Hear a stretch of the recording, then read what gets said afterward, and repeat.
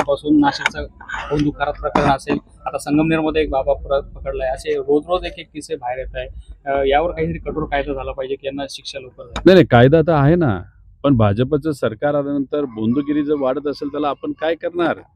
इथं जे काही सामान्य लोक आहेत त्यांना तुम्ही विचारा, 10 वर्षामध्ये तुम्ही तुमची प्रॉपर्टी किती लेवलनी वाढवू शकता? इथं बिचारा शेतकरी कष्ट करतो, युवांना नोकऱ्या लागेना, आणि हा भोंदू बाबा 10 वर्षापूर्वी त्याची भोंदूगिरी सुरू करतो आणि शून्यापासून आता 2000 कोटीचा मालक होतो. म्हणजे सत्ताधाऱ्यांच्या सहकार्यातून तर हे होणार नाही.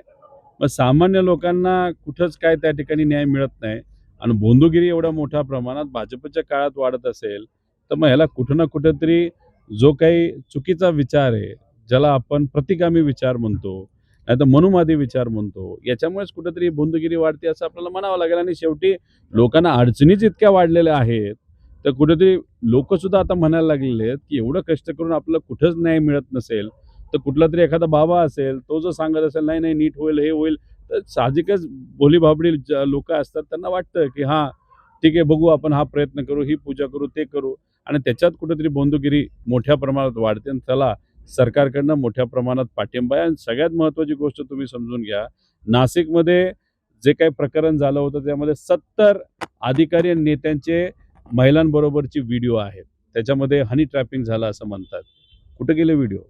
आता हा भोंदूबाबाचे म्हणजे खरात हा प्रकरण वाजलं गाजलं, त्यानंतर गरीब महिलांचे, सामान्य परिवारातल्या महिलांचे व्हिडिओ बाहेर आले दुर्दैवाने. पण मग नेते कुठे गेले? नेत्यांचे व्हिडिओ? मग नेत्यांचे व्हिडिओ राजकारणासाठी तुम्ही वापरणार आणि गरिबाच्या सामान्य लोकांचे व्हिडिओ मात्र तुम्ही स्प्रेड करणार. हे काय चाललंय इथं या महाराष्ट्रामध्ये? आणि म्हणून कुठेतरी मला असं वाटतं की हे जे काय राजकारणाला ब्लॅकमेल करण्यासाठी हे व्हिडिओ जे वापरले जातात, हे जे गलिच्छ राजकारण आपल्या महाराष्ट्रामध्ये चाललंय, ते कुठं ना कुठेतरी खोडून काढावं लागेल. आता काल परवा जो डिलिमिटेशन कायदा मारून मुटकून या देशामध्ये पार्लमेंटमध्ये स्पेशल सेशन करून आणण्याचा प्रयत्न तिथे केला, तसा संविधानाच्या विरोधात आहे. तुम्ही खोलात त्याच्यामध्ये त्या ठिकाणी गेलात तर आता ह्याच्यात आज मुंबईमध्ये भाजप आंदोलन करते, सरकार तुमचं, आणि तुम्ही तिथं आंदोलन करताय.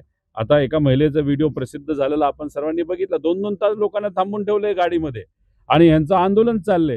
अहो, आंदोलन करायचं असेल तर शेतकऱ्यांना अडचणी, त्यासाठी आंदोलन करा. 1,00,000 कोटी रुपये गरिबाचे, छोट्या कॉन्ट्रॅक्टरचे प्रलंबित आहेत, त्यासाठी तुम्ही आंदोलन करा. नोकऱ्या मिळत नाही त्यासाठी आंदोलन करा.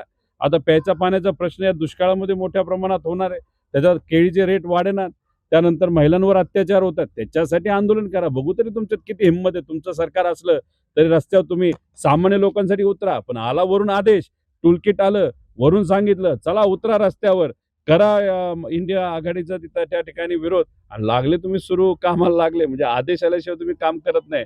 ही दुर्दैवाने महाराष्ट्राच्या भाजपची परिस्थिती आहे. थोडक्यात